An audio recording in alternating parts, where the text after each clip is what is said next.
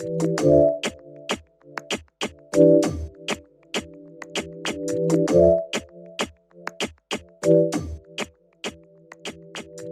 paramedics where they're going correctly. Gosh, this already sounds like so... It started bad. Yeah. And like, I think that probably helped in keeping me calm because my mind was busy figuring out where my husband's going instead of why my husband's going. Right.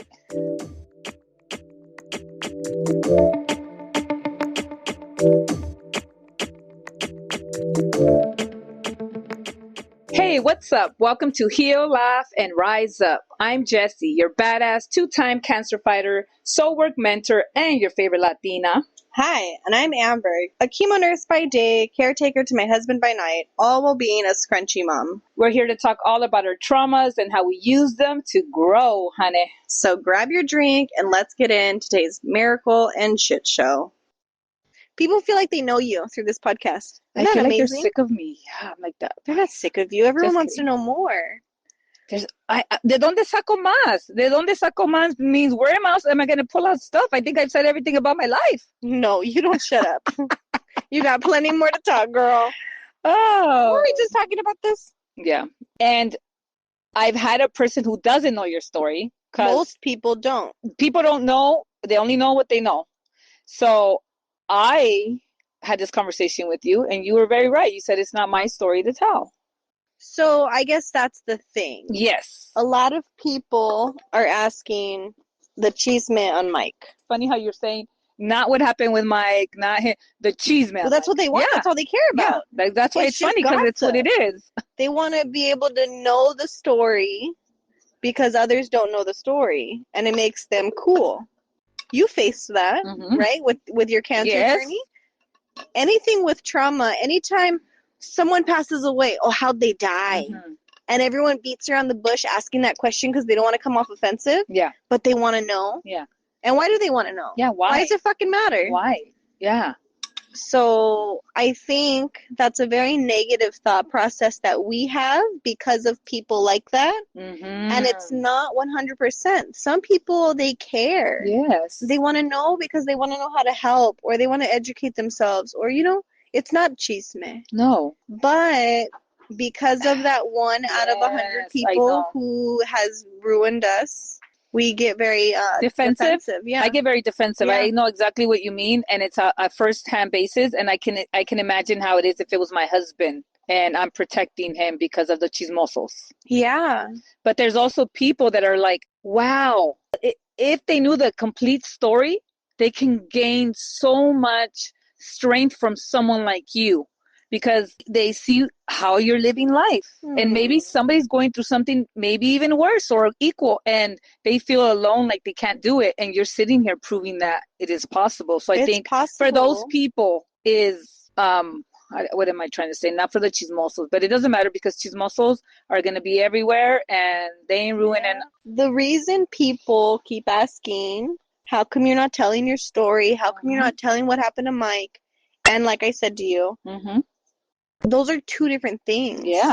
My story is my story. A lot of it has to do with what I went through because of Mike and his story. But ultimately, what happened to him is his story. And I could only share what happened to me. If you guys have ever thought once, I wonder what happened to Mike. I wonder how Mike's doing. I wonder how this has affected Mike. Call him. He would tell you. Yeah. We're not against it. Yeah. It's just not my story to tell. Right.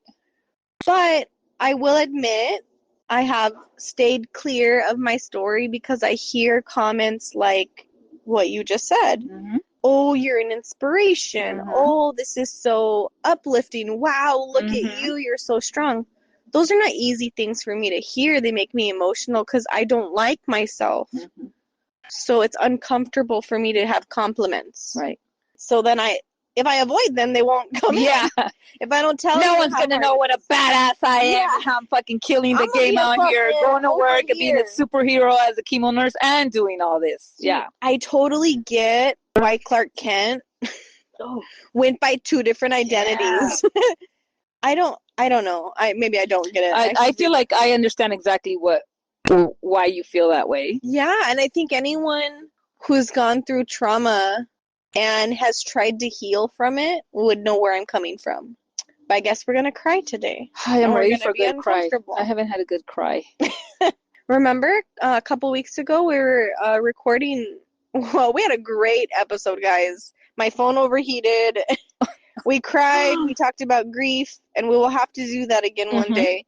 But pretty much, I'll just have to. A lot of what was said then will be said today, but I didn't want to have to redo it, so we gave you guys a mediocre episode that day.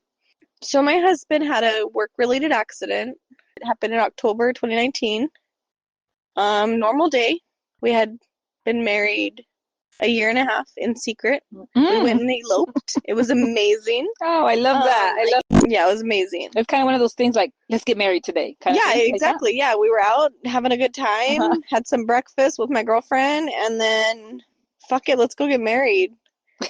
But that's because, I mean, ultimately people were like, oh, are you pregnant? Like, why did you guys get married? Yeah. No. I'm in love. It's called love. Yeah, we were in love, but every day we would talk about the risks of his life, of his job. We knew the risks, and there was people that he worked with who were constantly getting injured or dying because of work-related accidents, or because they were so tired after working 3 days straight, they were driving home and got in a car accident, or whatever it was. It was a common thing, and we were constantly on the other side of this new life of mine of supporting the families. Donating Is this the first time you've ever, well, you were dating at the time, that you were dating somebody who had a dangerous career? I don't know if you call it dangerous career, but well, it's I think right high risk, now it would be the second dangerous job in the U.S. You're kidding me. It's always top 3. No, I've dated police, I've dated firemen, I've dated iron workers. I think they're all pretty dangerous jobs. I've dated a nurse who actually got his ass kicked at work by a patient. I dated a bunch of losers. I'm like, damn, girl. Apparently, I like silver. But I married a winner, so that's okay. Shout out to all the losers out there, honey. You still lose. You guys, you didn't get yes. Pobrecitos. So yeah, it was a common topic that we had to make sure we knew that this the life we wanted still, and it was what we wanted. So we were to the point where we were talking about getting married, starting a family, and so we're like, fuck it, let's just go get married. So we did. And then we didn't tell anyone, and I always thought I would never get married. I never thought. I always thought I'm going to grow older, I'm going to adopt kids, and I'm going to just have this big family on my own and be this independent woman. Which I think is what changed my mind about Mike, was I could still be so independent because he was never home. He'd go off on storm, or he would work, 12 hours, 42 days in a row, 12 to 17-hour days. He was never home. It was great. We got married and bought a house, I think we bought a house a month later. Oh, wow. It was a house for investment. Right. It wasn't a house we didn't think we would be living in. And then it turned, a year and a half later, or I guess, about a year later, we were like, let's get more serious about a family. We sent out wedding invites because we were going to have a big wedding and actually let people know we're married. But we were pretending that I was engaged because I always thought, since I never thought I would get married, it was all weird to me. And I thought, I think it would be really cool to be a fiance.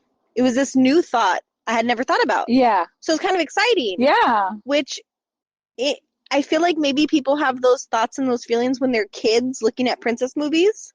I was living it as an adult, so excited, and I want to be able to stretch it as long as possible. So I wanted to be a fiance and get married with this big, beautiful wedding, which we, didn't want to pay for at the time that we got married. So we set out a date, 2 years after.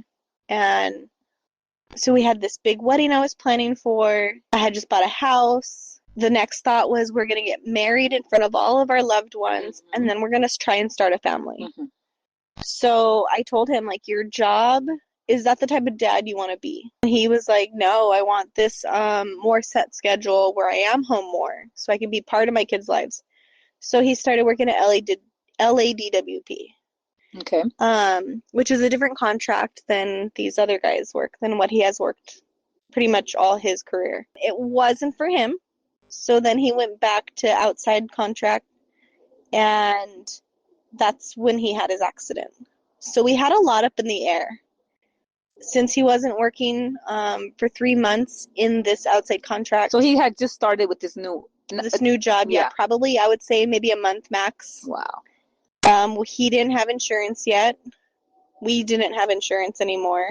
There was just a lot up in the air because we were doing like a life transition, and we all know that those are really scary. Yes, they are. And then in the middle of my big life transformation, I have a wedding in a few months. I have a new house. I'm newly married, sort of. Technically, I am. I have no insurance. I think we had Cobra, technically, because his insurance was supposed to kick in, I think, like October 15th or something. I'm going to do my taxes. I extended them that year, so they were due October 15th or something, or whenever that was. The accident all happened beginning of October, and then there was all these things up in the air. It was terrifying. And I remember I was like, that morning, I was like, I wasn't working. I was like working like whenever I wanted, per diem job. My life was nice. Okay, so you would just work whenever they needed you, whenever you had just time? Down here at the local hospital. I was per diem on nights, and I would pick up like 3 shifts in a row, and then really not work for a month. And I was like, what do you want for dinner tonight? And he went to work, and he was like, oh, let's do steaks. So I went down, I bought some steaks, I threw them up on the countertop, and then I started getting this call from a random number. And I thought it was another spam, so I ignored it. And then it called again, and I ignored it. And then it called again. I usually answered the third time. Okay. But I ignored it. And then I got a text from the number, same number, saying, this is so-and-so, Michael's pole buddy. So when they climbed the pole, Michael was I say he still is, a journeyman lineman. They work on the power lines. And they climb the poles, and they have pole buddies. And it's usually the other journeyman lineman that they work with. So he said, I'm Mike's pole buddy. Can you please call me back or answer my call, or however he worded it? And I was like, oh, this is not good. So was that your initial thought? Like, why is he texting me? Something happened? Yeah. Because it's not something that... And then a second text came in immediately. Okay. And said, Mike's been in an accident, and he dropped a pin. And I was like, okay. So then I called him. And I was like, how bad is it? And he was like, well... And to me, they're going to this little community hospital. Okay. I want to say a month prior to this, Michael's best friend had been in a near accident where his beard caught on, like it burnt his beard. But the guy wasn't like electrocuted, it just singed his beard. Oh my gosh. So my thought is something like that happened, right? And they're going to this little community hospital to check him out. But then within, I don't know, 10 minutes, I'm getting calls because he's like, we're at this hospital. And that's what he dropped a pin because he was already there. Within 10 minutes, I'm getting calls from the director, the medical director, and this the charge nurse, and all these people from the hospital are calling me to pretty much tell me, like, your husband's dead, but we have to transport him. I'm so sorry. Like, everyone's calling me to say it's so sorry. And I'm just like, it's kind of in disbelief, like, what's happening? So long story short, he gets transferred to county where they have a burn unit, and he had made contact somehow with 12,470 volts. Went through his body, through the upper right side of his chest. He has some funky burns of like possible other entry wounds maybe, and then a very definite exit wound out his left thigh. And with the way electricity works is it follows all paths. So that means it touched every cell of his body. It went through his brain, it went through his toe, it went through his pinky, everything, before exiting out that left thigh. So he has a brain injury from that. However, once at the hospital, I got the EMS report, and it states that Michael was pretty much dead on scene when they arrived, but that he had, it's called ROSC. Mm-hmm. His heart was in a shockable rhythm. Okay. So they were able to revive him technically, Mm-hmm. but he had been this way for over 10 minutes not breathing. Oh my Lord. So at that point, this guy is brain dead. Yeah. He's not responsive to anything, and that he had fixed, his pupils were fixed. So again, another sign in the medical world that the brain is dead.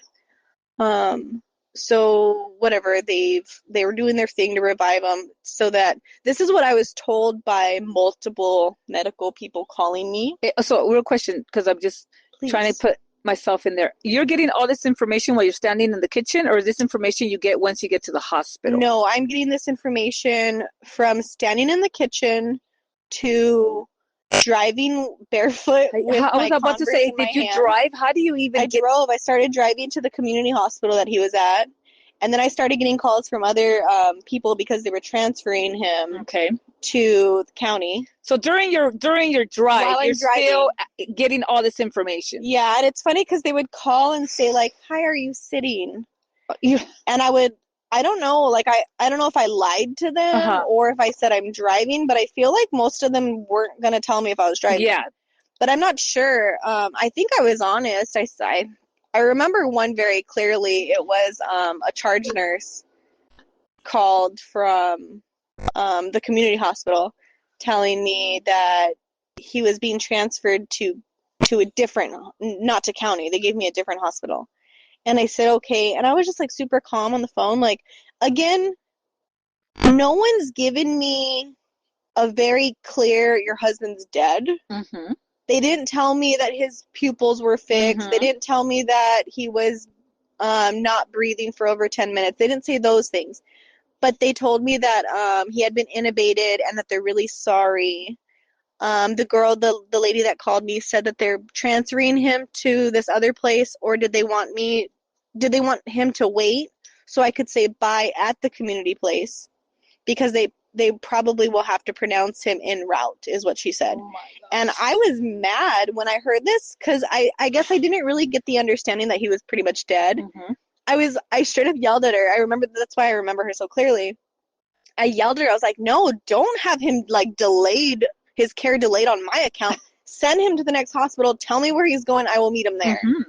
Mm-hmm. So she told me where he was going and it was incorrect. So I rerouted to this wrong hospital in LA. Shit.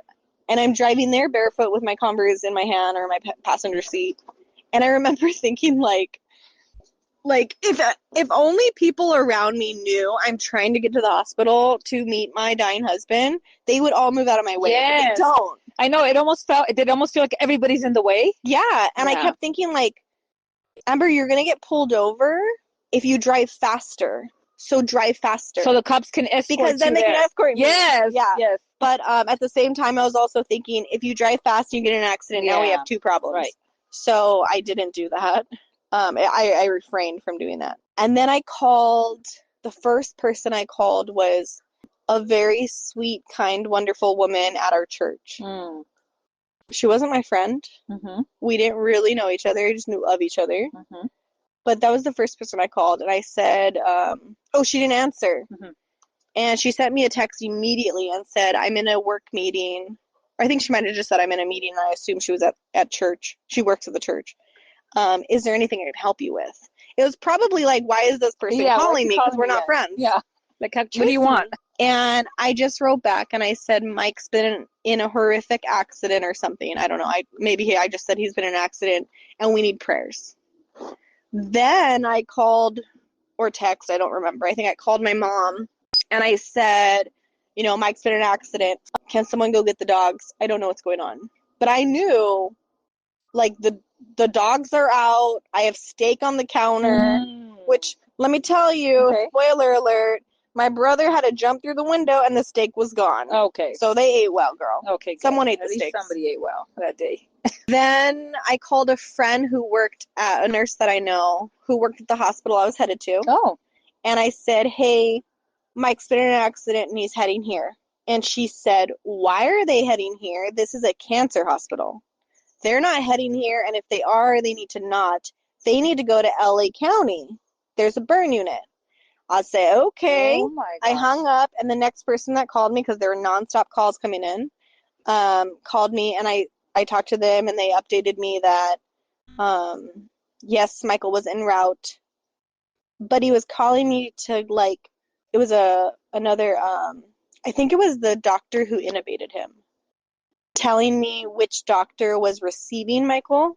Like, this doctor at this hospital is the one that's receiving. And I said, I was told that he's going to that hospital over here. Is that correct? Because I thought he was supposed to be going to county. And I'm just pretending I know what I'm talking about, but I don't. And he says, yeah, he's supposed to be going to county. Who told you he's going to this other hospital? And I said, the nurse. And he said, let me put you on a quick hold. I'm going to go find them, make sure that they told the paramedics where they're going correctly. Gosh, this already sounds like so. It started bad. Yeah. And, like, I think that probably helped in keeping me calm because my mind was busy figuring out where my husband's going instead of why my husband's going. Right. So then I was put on hold, and then the phone got handed back to the charge nurse. She gave me her personal phone number, and I'm assuming it's the personal hospital number, Yes. like the phone that's in her pocket, not her personal. Yeah. In case we got disconnected. And I remember writing it down on, like, the back of a piece of mail that was in my car. And then her hanging up, getting a hold of the paramedics, rerouting them, came back and told me, no, they were heading to the wrong place. Rerouting them to where they're supposed to go. Calls me back to tell me that she got a hold of them and they're going to the right place now, that she corrected that, thanked me. And then I was like, okay, so where are they going? Because I need to reroute now. Yes. So then I pulled over and I put county in my phone, and it was still the same direction I was going. Thankfully, they're all in LA, kind of in the same spot. So I started going there. Super long story short, he was in county for 47. He was in ICU for 40 days, 39 nights, 40 days. Wow. And then in the regular burn unit for another week. So it's 47-day hospital stay. And came home. Our house, as you see, is like a mud run obstacle course. So we went to my parents' house. Yeah. We went to my parents' house, and we stayed there for 3 months. Wow. Until our big wedding day. So when did you get married? What month? January. And this accident was in October? Yep. November, December, January? Yep. We stayed at my parents' through the holidays.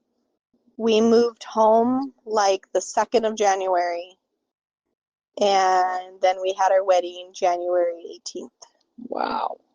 And that's when everybody got to see Mike. Okay. Because people came to see Mike, but he was dead, on a ventilator. Non-responsive? Naked, non-responsive, in a coma. No one knew he was naked because he has so many bandages on that people thought he wasn't. But in case you guys went to visit my husband, all the bandages on made him look like he was covered, like, with a white gown or something. Yeah. No, he had a towel over his pee-pee area. Yeah. Everything else was bandaged. Wow. So people didn't know he was naked. Everyone was in there with the naked man. So then everyone saw this dying Michael. Yeah. And then everyone heard he gets to go home and he's going to be okay. And then they got to watch him marry me. I was going to say walk down the aisle. I know, that was your dad. Yeah, your my dad walked me. He was standing up there, tired. Wow. Came home in a wheelchair. Learned to walk in 3 months. So it's almost like his initial recovery, would you say, is, I don't say like a baby, because he learned how to walk, how to motor skills. He came home like not knowing who I was, not knowing who anyone was, unable to eat. However, after a burn, you have such a high caloric intake you have to get because your body the way it's healing is just burning through calories. So he had to drink these like hefty protein shakes, but something with 3,000 calories in one little 8-ounce drink. Wow.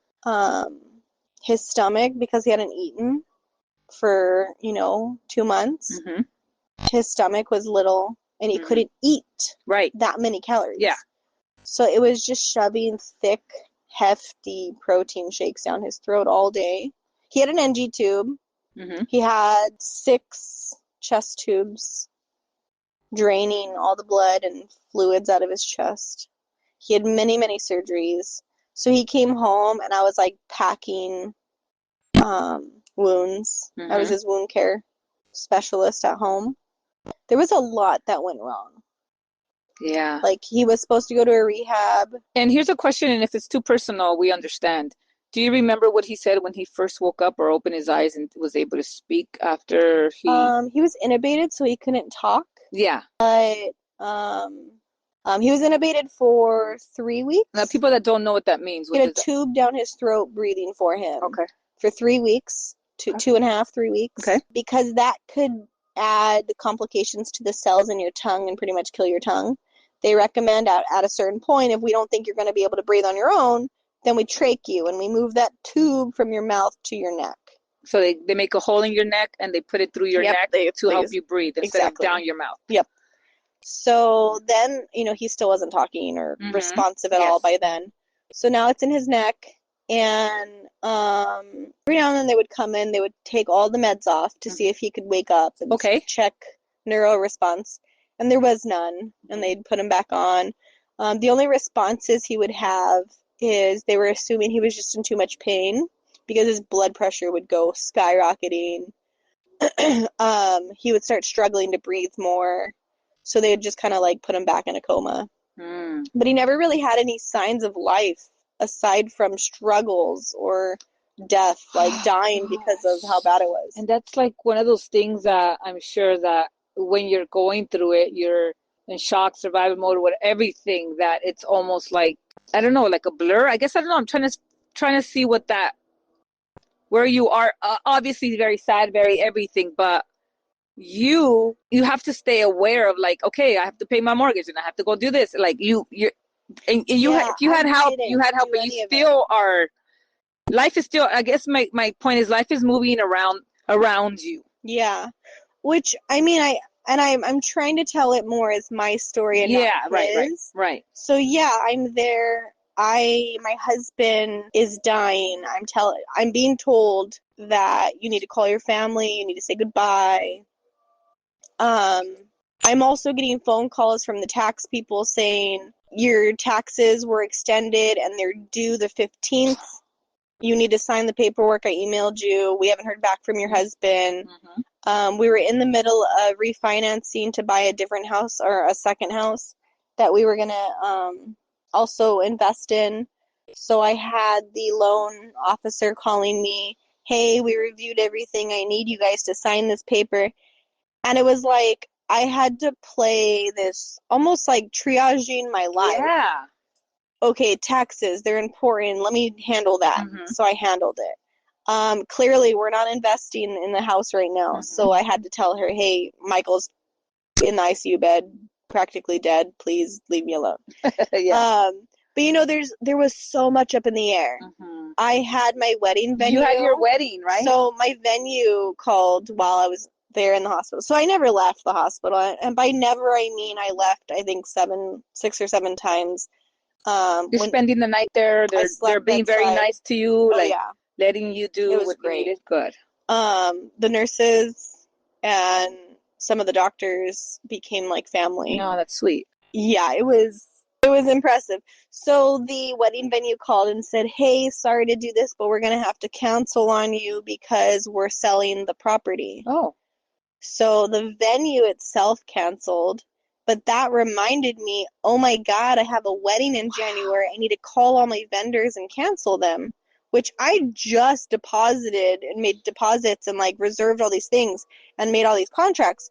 So I called them all and I was like, hey, we're not having a wedding anymore because everyone's telling me he's dying, right? So the picture that the doctors are giving me best outcome, which I can only get 2 doctors to give me that picture, was and they were very direct, which was nice. Okay. But 2 said, if this is when it was really explained to me, like, the fixed pupils, over 10 minutes without breathing, and all these things. They were doing different reflex tests on him, and two different doctors came and told me, do you want us to continue to try and keep him alive?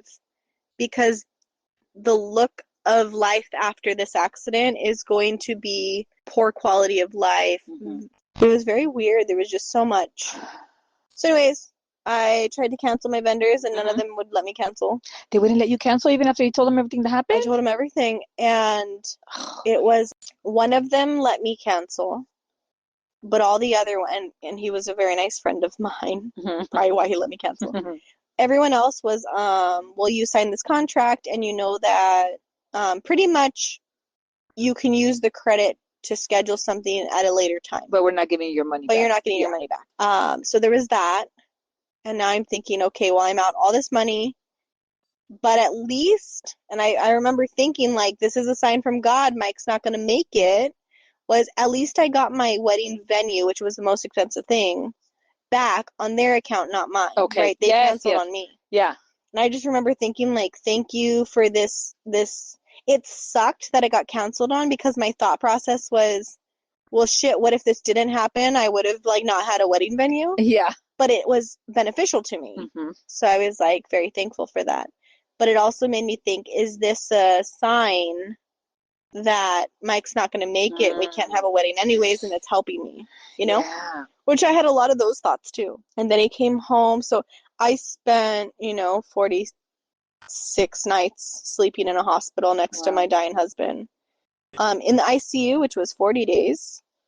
They don't turn the lights off. No, they don't. So there's a thing called ICU delirium. You don't know what time it is. You don't know what day it is. You don't know nothing. You just know it's cold and no windows. Yeah. I only knew it was nighttime sometimes because I knew which nurses I was about to tell you the staff which nurses work nights. However, there was a handful of night shift nurses who would pull second shifts and fuck me up. And you'll be like, I'm like, what? Wait, it's noon? Don't you work nights? And they would laugh at me. Bless them. They were great nurses. You have great nurses and doctors. Great nurses. They didn't have any problems with anybody. There was a few problems. Well, yeah, but for the most part, great nurses. That's important. Great doctors. That's important. Yeah. I'm telling you, they're family now. Wow. They were actually at the wedding. Were they? Yeah. They came to our wedding. Our wedding happened. And your wedding happened. I found a new venue. I used up all my credits from the vendors that wouldn't let me cancel. And my friend who When did you know you were going to get married? Still came. What do you mean? You said you were calling to cancel, right? Oh, so when did you transition? When did it transition? Like, we are having this wedding. Do you remember that? Like, was it a point that really sticks out to you? You're like, this is no, because the day before I still didn't know we were actually going to do it, because he was still so weak. He still didn't know who I was. There was a lot of moral, ethical questions on my end of, is this even fair to do? Put him up and display him like he's normal. Yeah. And he's getting married to someone he doesn't even know. Like, wow. But there was 3 months of him being home prior to the wedding, of healing, and because we didn't know each other anymore, because he doesn't know who I am, there was a lot of time to just sit around and talk and ask, like, is this something you want to do? Hey, this is, and of course, because he doesn't know who I am, there was also a lot of pictures of our life, storytelling, almost like he was, definitely we were re-falling in love with each other. But I kept doing it. I kept telling myself to do it in the most unbiased way as possible. Of course, I'm still going to be biased, but I kept trying not to be, because I don't want him I don't think it's right. Just because he fell in love with me before, should he have to again? Yeah, maybe now you're not his type. Exactly. And that's terrifying. Well, it is, but that's still, I think, is the right thing to do. So you were trying to reintroduce these things and who you are, in a, not like, I'm your wife, you met me this day, and this is why we're in love, this is what you love about me, like that's. So coming home, I was a nurse caretaker role. Stayed that way it's still that way. I was gonna say but not to the extent that it was. He came home incontinent, wounds everywhere, having to be bathed, having to be helped to stand up. He wasn't allowed to do stairs. And then he wanted to do stairs, so I had to walk holding the back of his pants. Mhm. Like, it was just very caregivery. Yeah. There was no let's fall in love and Yeah. date.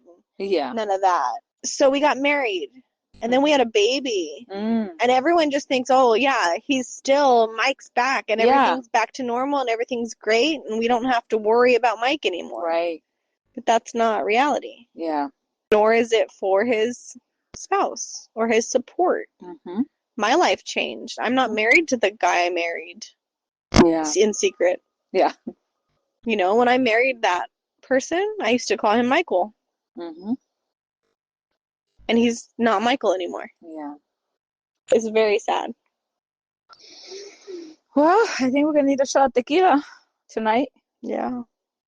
I I'm got some sticking with my Tito's vodka, girl. Oh, I'm only saying that because who gave me a bottle? I'm not a big tequila. Remember you came over that day that I show you?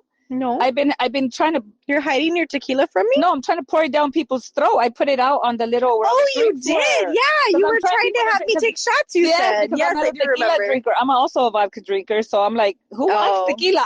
I feel like I'm not really a drinker anymore, Yeah, me too. neither. I'm not a drinker anymore, which is kind of nice. I went to a concert last night. I think I had like one drink, and I was like, oh, this is nice. I woke up with no hangover. Old me would have been like, I'm not going to work today, girl. That's so funny. Well, we will talk to y'all next week. Thank you. Just hit that subscribe button. See you next Tuesday. See you next Tuesday.